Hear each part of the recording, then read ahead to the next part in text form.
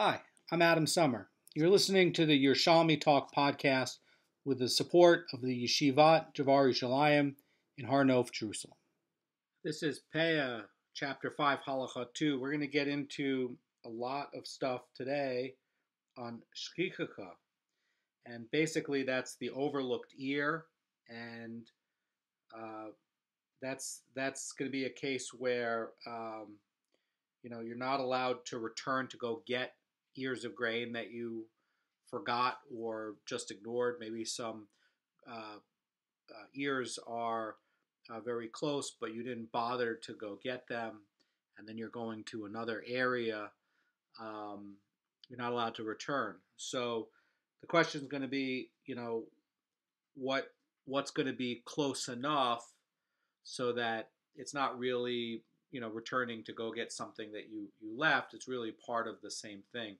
So the Mishnah reads like this. It says, regarding an ear of grain that was left standing in the reaped section of the field, and its tip reaches the standing grain in the unreaped section. So what this is saying is that you have these ears of grain, and right next to it you have, maybe a foot away, a stalk or two or three, and in other words, it's so close that you could grab all of it together theoretically and harvest it. So that they're saying that if the tip of the grain can reach the standing grain that you didn't reap yet, that's what we're going to be talking about. Now, if it's too far away and you have a small clump of wheat that's standing there that is too far from what you're really going to be harvesting, those are going to be the forgotten sheaves, the shchicha. And we know that there's two kinds of shchicha. There's ones that where they're already harvested, and then you picked up the bundle and you forgot a smaller bundle. And then you also have the standing ones. The halacha is the same. They both belong to the poor. But we're talking about a case where maybe there's a couple of clumps and it's too far from the unharvested portion, and you're not allowed to, quote unquote, return to go to that smaller clump. Now, we're talking about a gray area here where this smaller clump, if you were to bend it over, the tip of this wheat could attach to the yet unreaped section so that it's kind of part of it. So the Mishnah reads, regarding an ear of grain that was left standing in the reaped section of the field, and its tip reaches the standing grain in the unreaped section, if it can be cut together with the other standing grain, it belongs to the owner, but if not, it belongs to the poor. So, real quick about the source for this. In shchicha, if you look in Devarim 24:19, it says, you shall not return to take it. The key word there is return. And that means by cutting it together with a standing grain that he has yet to reap, that's not going to be included in the law of shchicha, says the Mishnah, because you're not really returning.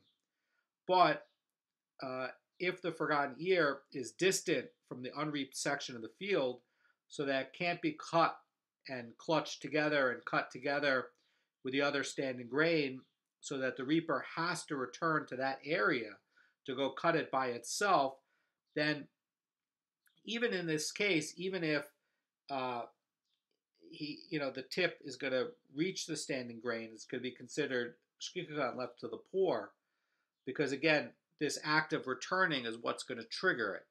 But if it's being done where you're grabbing it and it's all cut together as part of the unharvested part, then it's not shchicha. But this act of returning and going to this other area, even if it's very, very close, to get a few of these sheaves that are sort of on this borderline, this act of going to return to go get them particularly, that's what's going to trigger this verse from the Torah and have it take effect.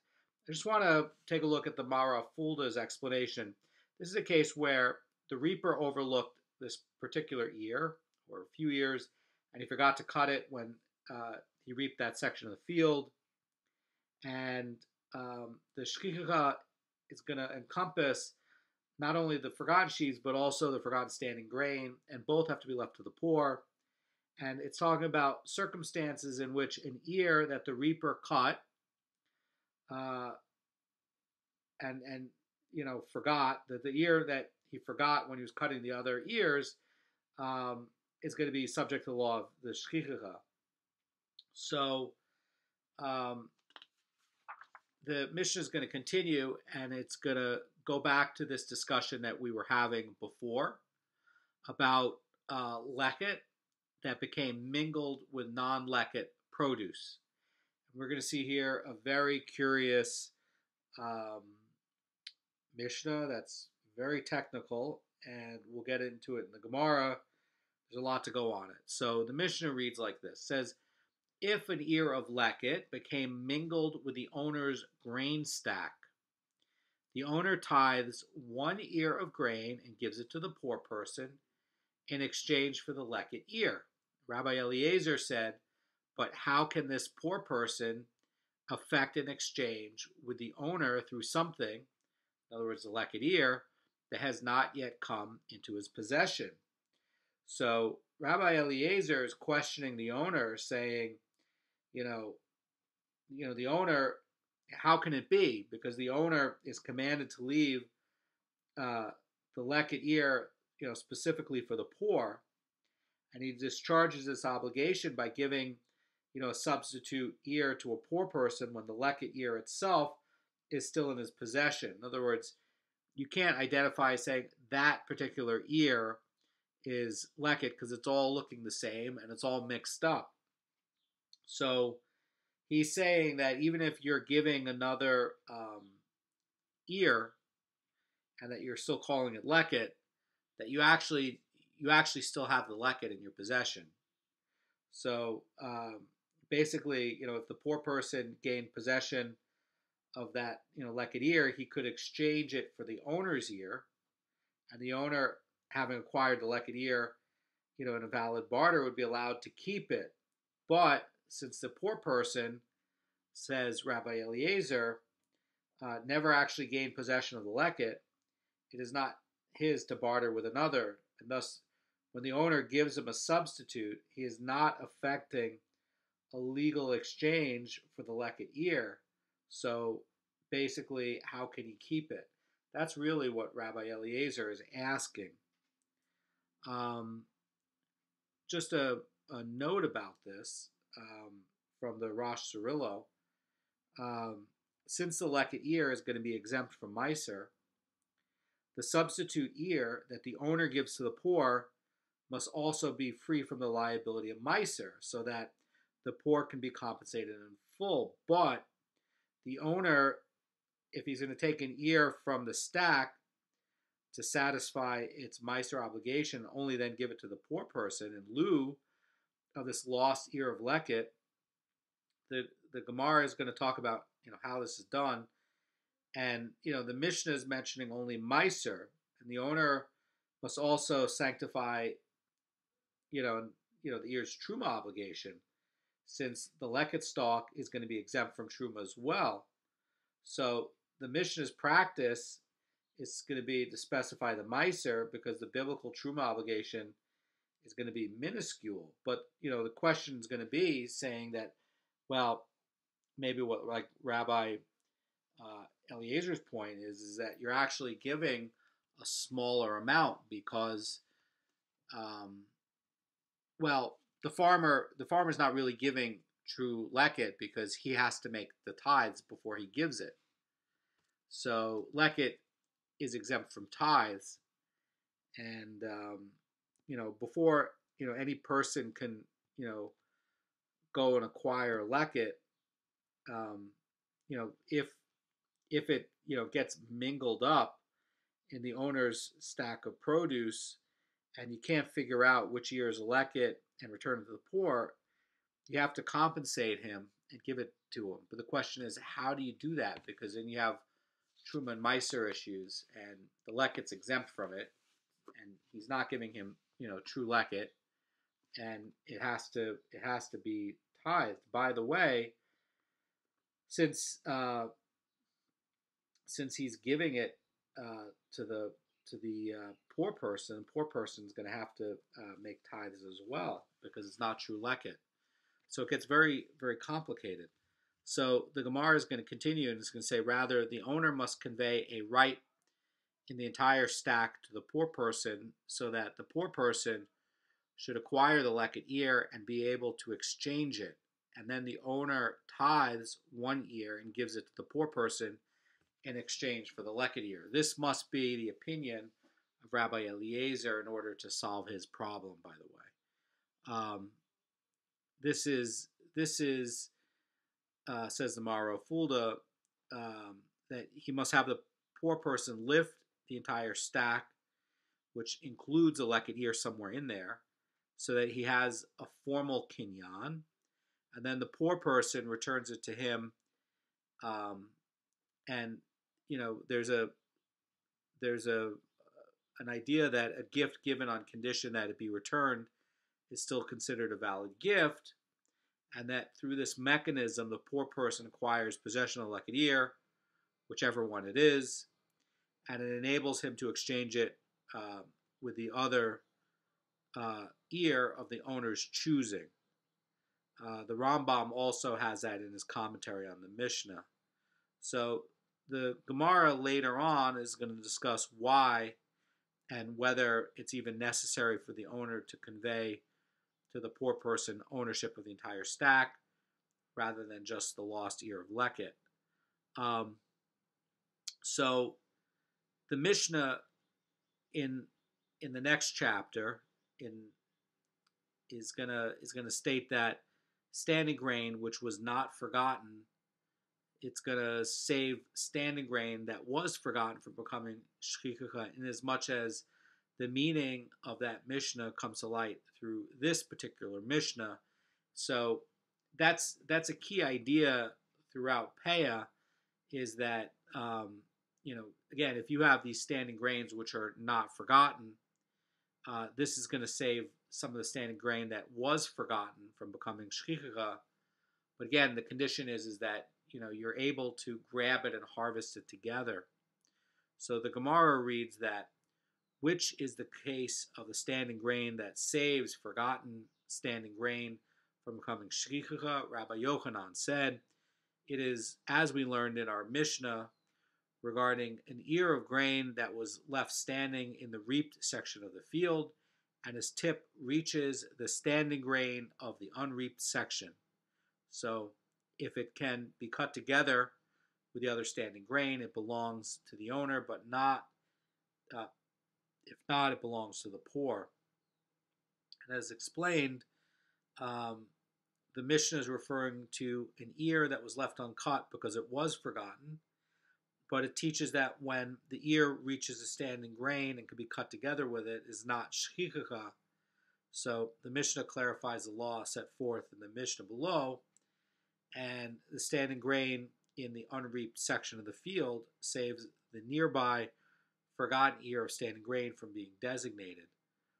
So the Mishnah is going to teach something that's a little bit qualified.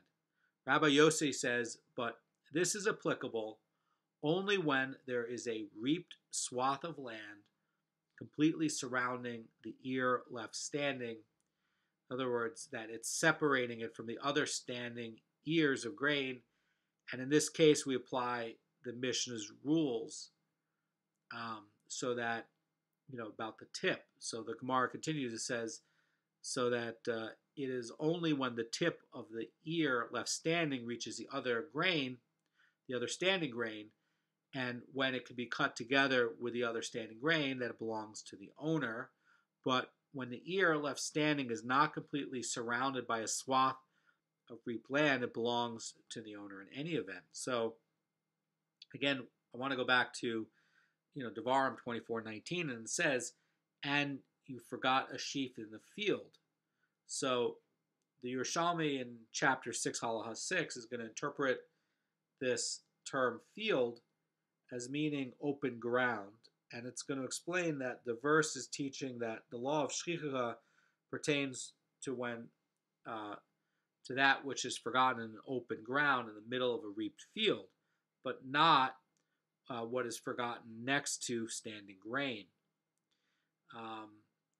So Rabbi Yosei is noting that if there is no swath of reaped land between the forgotten ear and the unreaped grain, the forgotten ear is excluded from being shchicha, even if it is so short that it cannot be cut together with the adjacent grain. And this could occur in a case where the reaper forgot one stalk in a row of grain and did not yet cut the next row. Although there is some empty land around the stalk, it is not reaped land, for the next row of grain has not yet been cut. So even if the forgotten ear does not reach the standing grain, or it reaches but it cannot cut together with it, it belongs to the owner. So the Rosh Cirillo points out that this sentence about the tip of the ear standing, reaching the other standing grain, and when it can be cut together with the other standing grain. So Rosh Cirillo is pointing out that this sentence is not conclusive of Rabbi Yossi's statement, but a quote of the Mishnah that serves to introduce the Gemara's next point. And according to the explanation, the sentence seems extra, and in fact, the Vilna Gaon deletes the sentence from Rabbi Yossi's statement and actually puts it together with Rabbi Yochanan's statement that we had just read. So that's a one of these cases about the Yerushalmi text being very, very old, and maybe it's a scribal error. Maybe it shouldn't have been part of Rabbi Yossi's statement, but should have been part of Rabbi Yochanan's statement. So the Mishnah is stating that if the tip of the ear left standing reaches the unreaped section of the field, and it can be cut together with the other standing grain, it belongs to the owner. So the Gemara is going to come now and define the clause of what it means to be cut together with it. So the Gemara reads, if the ear left standing can be cut with the other standing grain, and the other standing grain cannot be cut with it, it is saved nonetheless from becoming shchicha. So this is going to be a case where you have this forgotten ear, and it's a long stalk and can be bent over to the standing grain and cut together with it. But let's say the standing grain is short, cannot be bent over. The forgotten ear cannot be cut with it. So as long as the forgotten ear can be cut with the standing grain, it's going to be saved from being shchicha because it's treated as part of the standing grain, even though the standing grain is not long enough to be cut from the position of the forgotten ear. But the essential point is that the reaper does not need to, quote-unquote, return for the forgotten ear, since he can cut it from the position of the standing grain. But if the opposite is true, in other words, the standing grain is long enough to be bent and cut with the forgotten ear, but the forgotten ear is too short to be bent and cut with the standing grain, the forgotten ear is shchicha, and the reaper may not return to cut it. So the Rosh Cirillo says that the Gemara is inquiring as to the law in a case where the forgotten ear can be cut with the standing grain, but the standing grain cannot be cut with it. And it responds that even in this case, it is saved by the standing grain from becoming shchicha. So the question is whether they're going to combine or not in the case where the standing grain is long enough, but these forgotten sheaves are, or standing grains are a little bit shorter, and it can't reach the other one, but the rest of the standing grain can reach these other sheaves. Of what's going to be the halacha, whether they combine or not. So the Gemara is going to is going to expand on this Mishnah's ruling about a single ear that's left standing.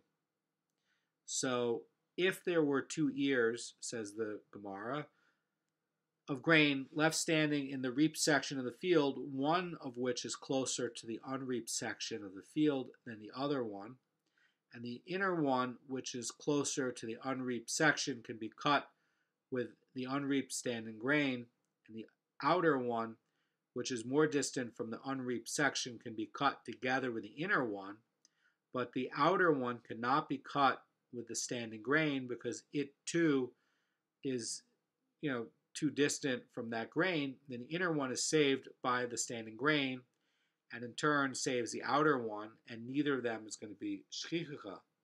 So in other words, since the inner forgotten ear has been saved from becoming shchicha by the closeness of the standing grain, it itself is not shchicha standing grain, so it has the capacity to save this outer forgotten ear from becoming shchicha.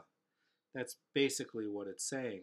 So the Gemara is going to talk about another case of shchicha, but we're going to talk about it with trees. So Rabbi Hoshaya says, I was once treading olives with Rabbi Chia the Great, and he told me a law pertaining to the olive harvest. Even if you finish plucking an olive tree and move to the next tree, any olive remaining on the harvested tree that you can stretch out your hand to take is not shchicha. So the Tosefta in 322 is going to state that unpicked fruits of a tree are going to be deemed forgotten, and that makes it shchicha, right? But when the harvester turns away from the tree to go to the next tree, so that's when it happens. And Rabbi Chia is thinking that this pertains only to fruits that are not within the harvester's reach. So any fruit that is still within his reach is not considered shchicha, for merely stretching out the hand to pluck it is not deemed a violation of the prohibition to return to forgotten produce. So, this is, a case where they're, crushing olives to get the oil, and they're talking about this law, and with harvesting olives. So again, the point that Rabbi Chia is making is that if you're going off to another tree and you turn your back to it, then what you left there is going to be shchicha. But if you're there plucking the fruits and there's, still some that are within your reach, and it could be together with the other ones that you're still working to harvest, that's not going to be considered shchicha. And that, you can see, is really helping to explain what's going on with this wheat. In other words, he's saying that these couple of standing grains are still within reach. You didn't turn your back to the next part of the field. You're coming back to do it. He's saying it's no different from when they're harvesting the olives. So the Gemara is going to challenge Rabbi Hoshaya, and Rabbi Yochanan said, as soon as one had passed beyond the tree and forgotten its remaining produce, is shchicha. So Rabbi Yochanan is maintaining that even the olives that are within the harvester's reach are considered shchicha, because once someone has turned his back on the tree, then even stretching the hand backward is still going to be considered returning. So that's, once you have this act of harvesting a tree that's been completed, the act of turning away, he may not begin harvesting it again, even if he can do so physically, without it, looking like it's returning. So the Gemara is going to continue the challenge about, Rabbi Hoshaya. And the Mishnah says the Gemara apparently disputes Rabbi Hoshaya, for it states, regarding an ear of grain that was left standing in the reaped section of the field, and its tip reaches the standing grain in the unreaped section, if it can be cut together with the other standing grain, it belongs to the owner, but if not, it belongs to the poor. Now, this ear that was left standing in the reaped section of the field, can the reaper not stretch out his hand and take it? And so, the point here by the Mara Fulda is that if it's close enough to be grasped and cut together with the standing grain, then surely the reaper can reach it with his hand. So why does the Mishnah stipulate that he must be able to cut it with the standing grain in one swing of the sickle? So we see that, even something that is within the reaper's reach is shchicha unless it meets the other criteria mentioned in the Mishnah. That's really, what this question is. So they're gonna deflect, Rabbi Hoshaya's challenge. So Rabbi Law says in the name of Rabbi Hoshaya, they taught in the Mishnah regarding the case where the unreaped grain is situated in the second row, not in the same row as the ear that was left standing. So a little bit about this, with a little bit of help from the Mara Fulda, Rabbi Hoshaya's ruling that anything within a reaper's reach is not shchicha pertains only as long as the reaper is still working in the same planted row. And in that case, reaching back with his hand to pluck the same remaining produce is not considered returning. But once he moved to a different row, then even reaching to the first row with his hand is considered returning, and that is what's prohibited. So that is because each row is considered a separate entity. So moving to a new row, the reaper is deemed to have completely abandoned the last row. And in this case, therefore, the forgotten ear is saved from becoming shchicha only if it can be cut together with the other grain. So, we learned before that even if the forgotten ear cannot be cut with the other grain, it is not shchicha unless there's a swath of land, of reap land surrounding it. So, this means that the adjoining row, must have been cut. And so accordingly, if the grain in the next row is still standing, then the forgotten ear does not qualify as shchicha. So we have to say that when the Gemara mentions the second row, it does not mean this, literally. Rather, it means the standing grain in a different row than the forgotten ear, and actually, in the third or fourth row.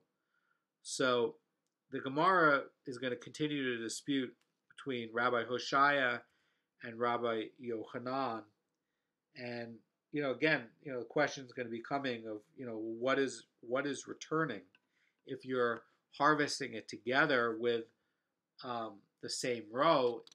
According to Rabbi Hoshaya, you're not, and Rabbi Hoshaya is saying that that case applies when you've moved to the second row of grain to harvest, and then if you try to harvest the first part that you forgot with the second row, then that's where the problem is. But if you're still within there, then it's like when it's like with what Rabbi Chia the Great was talking about, which is that it's still part of the same harvest. It's not shchicha. So we're going to get into it tomorrow on more about this forgotten ear, and there's going to be a lot of back and forth between what's going to qualify and what's not. So have a great day. Thank you.